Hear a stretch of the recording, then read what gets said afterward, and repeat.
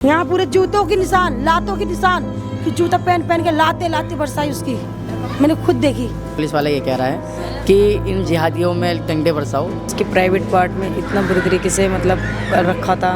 3-4 जन मिलकर उसका रेप भी करा है, मैं मानती हूँ इस चीज़ को। उसे ब्लड तक का आ गया था। उस चेस्ट में निशान लगने का मतलब क्या होता है कि उसके साथ जबरदस्ती हुई है, शोषण हुआ उसका। तो प्रेग्नेंट था, तुम्हारी वंश जम दे रही थी ना। FIR की कॉपी मुझे जब मिली है, जब मैंने अपनी बहन की लाश रोड पे लटा दी थी कालिंदी थाने के आगे। दिल्ली के मदनपुर खादर इलाके में 18 साल की एक मुस्लिम लड़की निशा, जिसने घर वालों की रजामंदी के बिना अंकित नाम के लड़के से भागकर शादी की।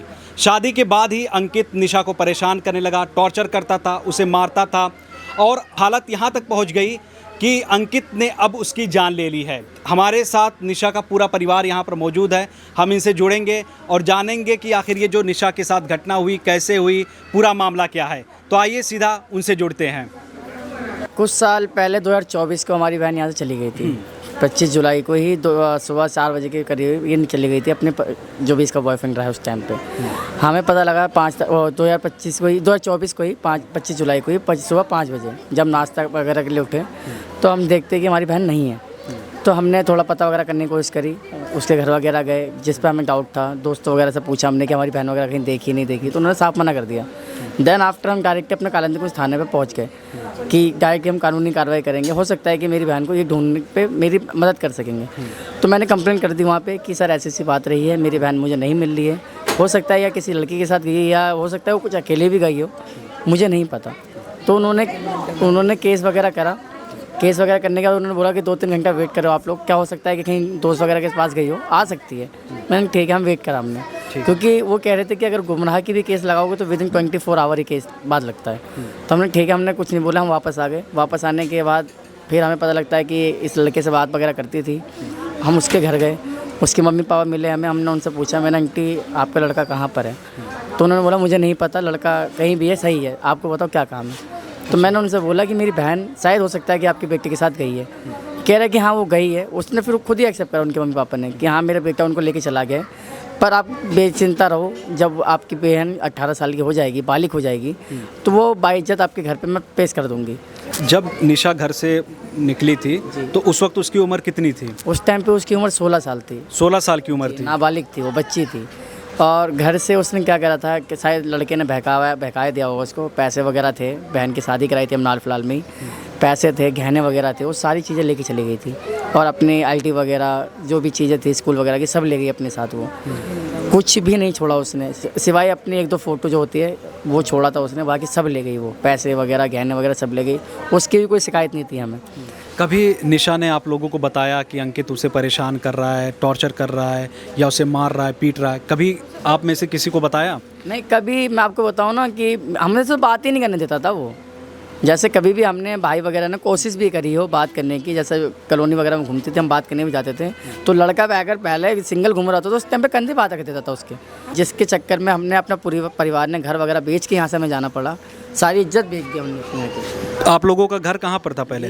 यहाँ पर था। सामने रह रहे हैं, सब बेच दिया। तो सिर्फ उसकी वजह से आप बेच कर चले गए? बेच गए, क्योंकि समाज का डर था, लोग क्या कहेंगे, दोस्त वगैरह के सामने क्या नज़र उठाएंगे हम, क्योंकि कहीं ना कहीं ये भी बोलेंगे ना कि देखो अपने से ज़्यादा ना दूसरों की बातें चुभती है।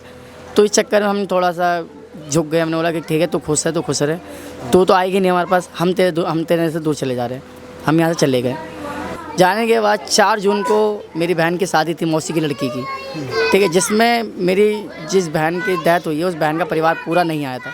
मम्मी पापा भाई बहन सारे बाहर थे केरल में, क्योंकि घर तो यहाँ बेच चुके थे, हम रहने की जगह ही नहीं हमारे पास, सब जा चुके थे। शादी में भी नहीं आए हम लोग। 5 की मिडनाइट को 4 तारीख को ही हमें यहाँ सुनने को मिला कि 4 तारीख को पहले इसने गाली दी 3-4 दोस्तों के साथ कि यहीं गेट लगा हुआ था, गली के बाहरी, जिस दिन शादी थी जी, गली के बाहरी जो मेन गेट होती है, एंट्री गेट होती है, वहीं पे ये गाली देने लगा 4 दोस्तों से मिलके अपने, कि अब तो मुल्लों की बहन वगैरह मैं सबकी ऐसी तैसी कर चुका हूँ। मैं पूरा क्या ही बोलूँ, फ्यूजिंग हो जाएगी कुछ ज़्यादा ही, कि अब तो मुल्लों की बहन कर चुका हूँ, अब तुम इंतजार करोगे, मैं तुम्हारे साथ भी करवाऊँगा। मुल्लों की बहन बहुत सारी हैं, ठीक है, और मैं मुल्लों को मार दूंगा, चाकू मार दूंगा। सरकार तुम्हें पता ही है हमें बचा लेगी, सरकार हमारे सपोर्ट में है। मुल्ले क्या है, आज रहेंगे यहाँ पे, कल उन्हें पाकिस्तान भगा दिया जाएगा। तो उसमें भी हमने इग्नोर कर दिया। मैंने नशे में पकड़ा है, पकड़ने दो, हमें हमारी बहन की किसी और की शादी इज्जत है उसकी, उसको इज्जत जान दो। तो हमारी इज्जत तो जा चुकी है, उसकी इज्जत क्यों नीलाम होने दे। हमने उसे विदाई वगैरह करा दी। ये लड़का भी यहाँ चला गया। आफ्टर देन मिडनाइट में ही जो हुआ इसके साथ, क्योंकि हमने CCTV फुटेज देखी थी इसको वो थाने पे जाके, तो वहाँ पे 1:21 में ये मेरी बहन को लेके गली में गया, जिस गली में उसका घर था। 1:23 को फिर नीचे, 1:30 पे फिर नीचे आया अकेला, मेरी बहन नहीं आई। और 1:23 को नीचे आने के बाद 1:26 को फिर ऊपर चला गया ये उसी रूम पे। 1:26 जो लास्ट था वो नीचे रहा, उसके बाद वो नीचे आया ही नहीं। वो उसके बाद वो नीचे आता है सुबह 9 बजे, 5 की पूरे सुबह 9 बजे। और 9 बजे के बाद 10 बजे जो मेरा फ्रेंड है वो मतलब शायद आपस में बात कर रहा होगा उससे, अपने दोस्तों वगैरह से, अंकित, कि मैंने उसे मार दिया, अपनी बीवी को हाथ तोड़ दिया है, नाक से खून आ रहा है, और मुझे बोरे वगैरह जैसे जो चीनी वगैरह के बोरे वगैरह होते हैं वो बोरा दिलवा दो, गाड़ी दिलवा दो, वरना मुझे घर वाले इसके मार देंगे, मुझे जेल करवा देंगे, फांसी हो जाएगी। डर था उसे, पर अफसोस नहीं था कि मैंने मार दिया, क्योंकि अगर अफसोस होता तो शायद बोरी नहीं ढूंढता, वो गाड़ी नहीं ढूंढता। उसका कहना कि मतलब जो उसकी बातें से लग रहा था हमें, वो गुमराह करना चाहता पूरी पुलिस को और हमें। वो लाश से या तो हो सकता है वो हमें पता नहीं लगता, तो वो लाश कटवा के फेंक देता, क्योंकि उसकी जो दरिंदगी थी उतनी ज़्यादा थी कि एक होता है कि चलो मियाँ बीवी है, गुस्सा आ गया, हथियार से मार दिया, पतीले से, पीतल की किसी भी चीज़ से, तो लग गई थी, झटके मर गई, ये होता है। पर उसने लात घूंसों से मारा उसे, उसके पूरे पेट में लातों के निशान थे, और पेट के ऊपर चेस्ट वगैरह में नाखूनों के निशान थे, 3-4 लोगों के नाखून के निशान थे, और एक इंसान का काम नहीं था। क्योंकि अगर एक इंसान उसे मारता तो मैं भी, अगर आप मुझे मारेंगे, अगर मैं अपना बचाव नहीं कर सकता, पर मैं चिल्ला तो सकता हूँ, जाहिर सी बात है, मैं चिल्ला सकता हूँ, भागने की कोशिश कर सकता हूँ। और आप नशे में हो, मैं नशे वाले को नहीं मार सकता, मैं तो नशा नहीं करता ना। तो एक लड़की अपने बचाव के लिए क्या एक आदमी को नहीं मार पाएगी, नशे वाले को मार देगी, वो डर के मार नहीं सकती, तो धक्का दे के भाग सकती थी। वो वहाँ पे 3-4 लोग थे, उस लड़की का दोनों कलाई तोड़ दी बेचारी का, मेरी बहन का, ठीक है, कलाई तोड़ दी। कलाई तोड़ने के बाद निशाने इतने थे, पेटों में लात मारा गया। 3 महीने की प्रेग्नेंट बेचारी अलग से थी, वो प्रेग्नेंट थी जी, 3 महीने की पिच्ची प्रेग्नेंट अलग से थी। अरे चलो ठीक है, तुम्हें हमसे नफरत था, मुल्लों से नफरत था, तो बच्ची तो तेरी थी, उस बच्ची के लिहाज से उसे बकस देता। कल को वो बच्ची ना तेरे भरोसे थी ना उस लड़की के भरोसे, तो ऊपर वाले के भरोसे जी रही थी कि कल को मैं वापस बाहर आऊँगी, बाहर, इसी इंतज़ार में रही। उसे तूने और बच्ची को ही मार दिया पेट में। कैसे आपको पता चला कि अंकित ने निशा की हत्या कर दी, कैसे आपको जानकारी? मैं जा रहा था डॉक्टर पे दवाई लेने के लिए, तो वो ना अपने दोस्तों को बता रहा था, नशे की हालत में था वो, पहली बात सुन हो रखा था पूरा। वो बता रहा था कि मेरी वाइफ ख़त्म हो गई है, उसने फांसी लगा ली है और उसका एक हाथ टूटा हुआ है। तो जब उसने बोला ना उसका एक हाथ टूटा हुआ है, तो मेरे को थोड़ा शक सा हुआ। मैंने इसके घर पे इन्फॉर्म करा इसकी बहन को, तो इसकी बहन आई। पहले तो वो सोच रही कि मजाक कर रहा है, फिर इसकी बहन आई, उन्होंने चेक करा तो असली में उन्हें बॉडी मिली अंदर। जाके देखते हैं लड़का नीचे बैठा हुआ है, बैठा हुआ, उससे हम पूछते हमारी लड़की कहाँ है, तो कहती तुम्हारी लड़की ऊपर है, मैंने तुम्हारी लड़की को मार दिया, वो पड़ी हुई है, मैंने उसको ताला मार रखा है, जाके देख लो। उसने ऐसा खुद अपने मुंह से कबूला है? अपने मुंह से कबूला। फिर हम बोलने के बाद फिर हम ऊपर चढ़ते हैं, सारे ऊपर नीचे सारा देखे, सब में ताला मरा हुआ, किसी में ताला खुला हुआ नहीं। ऊपर हम आकर से 15 मिनट हम लोग को ऊपर नीचे में उसको देखने में लग गया। फिर हम नीचे उतर के आते, फिर उससे पूछते कि पूरे बिल्डिंग में ताला मारा रखा हुआ, तो किस बिल्डिंग में हमारी लड़की है बताओ तो सही। तो कहता है देख लो ना। हमके कहाँ से देख ले, जब ताला मारा हो, तू चल साथ में। फिर उसको हमारे बच्चे हमने 2-3 थप्पड़ मार के उसको ऊपर खींच के ले गए। हम अब ताला खोल, अब तू बता किस में है। जब वो हम उसको डांटते हैं, बोलते हैं, तो वो चाबी अपने जेब में, चाबी देने नहीं मांग रहा है। फिर उसको हमने 2-3 चाटा वगैरह से गुस्से में जो मारे, फिर उसने ताला खोला। ताला खोलने के बाद देखते हैं पंखा चालू, कूलर चालू, लड़की हमारी गीली पड़ी, इसलिए कि लड़की के ऊपर पानी फेंक रखा है। लड़की के मुँह से इधर से खून निकल रही है, यहाँ से खून निकल रही है, पूरे गालों में चाटों के निशान। पेट के कपड़े उठा कर देखते, पूरे पेट हमारी लीली पीली, लातों को लात, इतने लाते हमारे, जूते के निशान।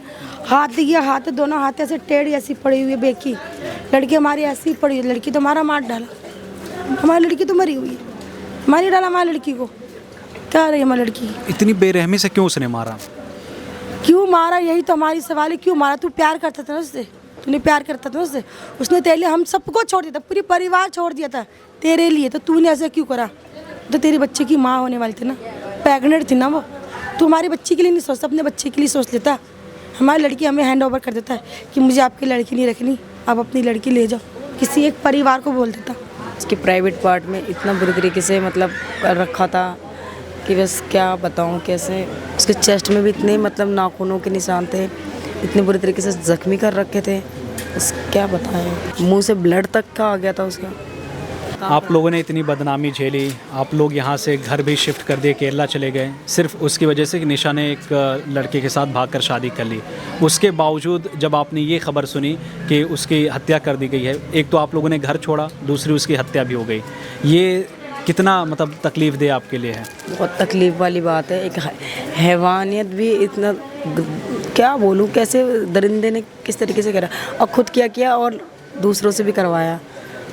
हमने देखा उसकी बॉडी में कैसे कैसे निशान थे, क्या था। पुलिस वाले के आने से पहले हमने चेक किया।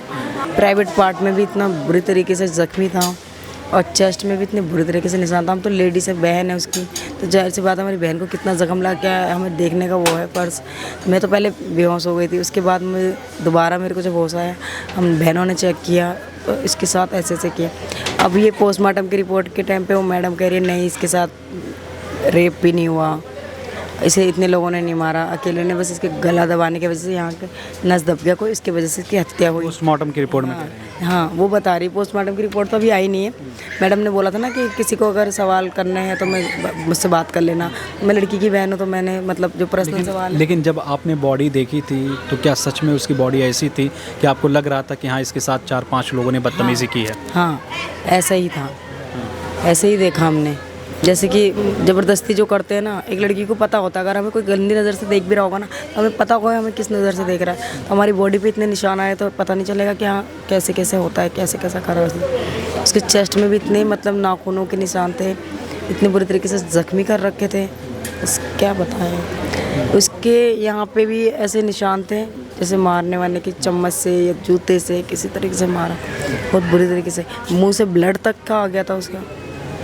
जब आप उस मंज़र के बारे में सोचती हैं तो क्या ख्याल आता है आपके मन? बस यही ख्याल आता है उस दरिंदे को फांसी तुरंत देनी चाहिए, हमें इंसाफ मिलना चाहिए ताकि कल को दूसरी बहन बेटियों के साथ ऐसा ना हो। जब ये सारी चीज़ें हो गई, सब कुछ हो गया, फिर उसके बाद आपने पुलिस में कंप्लेंट की, पुलिस ने अब तक क्या क्या कार्रवाई की है इसके बारे में बताएं। कानूनी कार्रवाई तो देखो पहली चीज़ तो हुई नहीं मेरे साथ, ना मतलब उस लड़के के साथ। अगर मेरे सपोर्ट में भी है तो मैं ये कहता हूँ कि लड़की के घर वाले को पास आता पुलिस वाला, जो भी आईओ होता हमारा, एक बार तो हमसे बात करता। आज 5 और 6 दिन हो गया, अभी तक आईओ हमारे घर पे नहीं आया। कभी उसने एक बार भी मेरी मम्मी मेरे पापा को तसल्ली नहीं दी कि हाँ चलो ठीक है तुम्हारी बेटी के जो भी हुआ मैं तुम्हारे साथ हूँ, एक बार भी नहीं दी।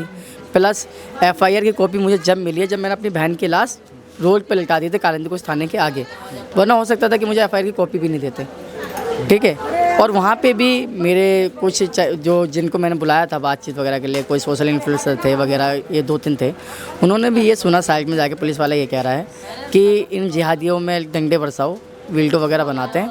पुलिस वाले ने कहा? कब की बात है ये संडे वाले टाइम की बात है, संडे वाली टाइम, संडे शायद 7 तारीख को था। क्या कहा था पुलिस वालों ने? पुलिस वाले साइड में जाके, जो मेरे सोशल इन्फ्लुएंसर थे उनके साइड में जाके, जो साथ में थे बगल में सुन रहे थे, तो वो उनके सामने ये कह रहे हैं कि ये ड्रामे वगैरह बंद करवाओ, ये जिहादी वगैरह है, इन पर डंडे वगैरह बरसाओ, ये खुद भाग जाएंगे और इनकी वीडियो वगैरह बना के मैं अपलोड कर देता हूँ। गाजियाबाद का ये हादसा कांड है ना, सूर्यकांड का, सूर्य का 2.5 घंटे में उसे इंसाफ मिला था। क्या वो हिंदू था इसलिए, या मैं वो मुसलमान था इसलिए मार दिया गया उसे, या मुझे इसलिए इंसाफ नहीं मिला कि मैं मुसलमान हूँ, या मेरी भारत में रह के मेरी गलती रह गई कि मैं मुसलमान हूँ? ऐसा तो नहीं है ना। संविधान तो सबको बराबर हक देता है ना, भोग तो हर इंसान देता है ना, चाहे हिंदू हो चाहे मुस्लिम हो। पैसा हर कोई कमाता है, खाना हर कोई खाता है, खून किसी का भी निकालो लाल ही निकलेगा ना। तो क्यों हमारा साथ नहीं दे रहे आज? अभी कितने लोगों की गिरफ्तारी हुई है? सिर्फ एक की गिरफ्तारी हुई है, 4 लोगों का नाम, फोटो, एड्रेस वगैरह सब दे दिया मैंने पुलिस वालों को। यहाँ तक कि एक बार भी घर पर जाके पूछताछ नहीं करी पुलिस वालों ने, और ना ही हमारी कॉलोनी में कभी घूमता देखा मैंने उनको। राउंड वगैरह जैसे होता है ना कि यार पब्लिक भड़की हुई, एक बार मैं राउंड लगा लूँ, इनको तसल्ली दे दूँ, कभी नहीं। अगर जैसे मेरी बहन का नाम निशा है, उसका नाम अंकित है, अब यहीं पे थोड़ा सा चेंज कर दीजिए। अब लड़के का नाम मोहम्मद सरफराज होता या मोहम्मद यूसुफ होता, यहीं पे लड़की का नाम ललिता या कविता होती, तो आई थिंक 2.5-3 घंटे छोड़ो, 1-1.5 घंटे में इनकाउंटर हो चुका होता, बिल्डोरी चल चुकी होती। मेन पॉइंट मेरा यही है कि अगर हिंदू मुस्लिम ही देखना है आपको, तो आप जो मेरी भारत सरकार है, जो हमारे मोदी जी है, आप क्लियर आके बोल दो ना कि मैं मुस्लिमों का पक्ष नहीं लूँगा। पुलिस ने कुछ नहीं करी, पुलिस का तो नाम ही मतलब, पुलिस ने कुछ नहीं करी। लड़का भी हमने हैंड ओवर करा है, लड़का भी हमने हैंड ओवर करा। हम जब उसको हम देखते हैं, बॉडी देखते हैं उसके, जब उससे हम ताला खुलवाते हैं, बॉडी देखते हैं, देखने के बाद भी हम 100 नंबर कॉल करते, खुद से फ़ोन करते, खुद से पुलिस वाले को बुलवाते, उसके भी 2 घंटे बाद आते पुलिस वाले। बताओ, हम चाहते हैं तो 2 घंटे के अंदर उस लड़की के साथ, अंकी के साथ हम कुछ भी कर सकते थे ना, मगर हमने कानून हाथ में नहीं लिया। हम जानते थे कि हमारे कानून हमारे साथ देगा, हमारा संविधान हमारे साथ है, हमारे संविधान हमारे साथ, हम कानून अपने हाथ में क्यों लेंगे? हमने कानून का इंतज़ार करा, पुलिस वाले का इंतज़ार करा, लड़कों को हमने हैंड ओवर करा, फिर उसके दोस्तों के बारे में बताया, उसके परिवारों के बारे में बताया कि उसके सास ससुर देवर जेठ जेठानी बहनें कहाँ है परिवार। किसी परिवार को भी आपने नहीं बंद करा, ना किसी दोस्तों को बंद करा, जो साथ में आके गालियाँ दे रहे थे, जो साथ में थे, कहाँ है वो सारे। कल आप लोगों ने प्रोटेस्ट भी किया था, उस प्रोटेस्ट में पुलिस वालों ने बदतमीजी भी की आप लोगों के साथ। बदतमीजी की पुलिस वालों ने हमारे साथ, बदतमीजी की। आप वीडियो देखिए ना, हम गाड़ी की जिप से आए थे, गाड़ी हमारे ऊपर चढ़ा रहे, हमें गाली दे रहे, हमारा हाथ खींच रहे। हमारी इतनी सी मेरी लड़कियां हैं, लड़कियों को धक्का मारे, लड़कियों को ऊपर गाड़ी चढ़ा, हमारी लड़कियों को ऊपर चढ़ाओगे, हमें गाली दे रहे हो, कहीं मर गई मर गई, हमारी बेटी गई इसलिए मर गई। आपकी बेटी बेटी नहीं थी, बेटी तो पंच की होती है ना। ये तो हिंदू मुसलमान की कोई बात नहीं है, बेटी तो बेटी। हम तो बोलते हमारी बेटी मरी, जितना हमारे मुसलमान भाइयों ने साथ नहीं दिया उतना हमारे हिंदू बच्चों ने साथ दिया, उनके माँ बाप उनके परिवारों ने हमारे साथ दिया। हम जहाँ जा गए हम हर किसी का दरवाज़ा खटखटा, हर किसी का, ऐसा कौन सर नहीं। हमारा जो मुतल्ला यहाँ के विधायक है, हमारी जो अदीबा खान है, कहते ना महिला कौंसलर, उनके पास तक भी हम गए कि हमें इंसाफ दो, हमारे साथ आओ। उन्होंने भी हमारे कोई सपनी, ये सोनू चौहान, इनके पास भी गए थे हम। वो तो बीजेपी के विधायक थे ना, अभी तो हमारे पूरे इसमें तो रेखा के चल रहे हैं ना, हमारे यहाँ के तो महिला कौंसलर रेखा है ना। जिस तरह की घटना हुई है, जिस तरीके से निशा को मारा गया है, आप बाकी लोगों को क्या सुझाव देंगे, बाकी लोगों को क्या मशवरा देंगे? यही मशवरा देंगे कि अपनी बच्ची को समझा के रखो, ऐसे लोगों के हाथ में ना आए, जैसे दरिंदे मतलब गलत जैसे किया है इसने हमारी बहन के साथ। हम नहीं चाहते किसी और के साथ हो, इसमें हमारी सुनवाई करी जाए, हमें इंसाफ दिलाया जाए, ताकि ऐसा इंसाफ दे ताकि लोग देख के भी दूसरी बार ऐसा करने से पहले सोचे। जिस लड़की ने अपने प्यार के लिए अपने परिवार को छोड़ा, अपने भाई को छोड़ा, अपने बहन को छोड़ा, आज उसी व्यक्ति ने उस लड़की की जान ले ली। निशा ने सब कुछ त्याग दिया, अपना घर त्याग दिया, परिवार त्याग दिया, भाई को त्याग दिया, लेकिन जिस व्यक्ति के लिए त्यागा उस व्यक्ति ने उसकी जान ले ली। तो पुलिस को चाहिए कि जो भी इसमें दोषी हैं, जिन लोगों के भी नाम सामने आ रहे हैं, उसकी सही से जांच की जाए और जो भी इसमें अपराधी हैं उनको गिरफ्तार करके उनको जेल भेजा जाए, ताकि इस तरह की घटना समाज में दोबारा ना हो। मैं ताबिश खान, फौज मीडिया से कैमरा पर्सन अशरफ के साथ।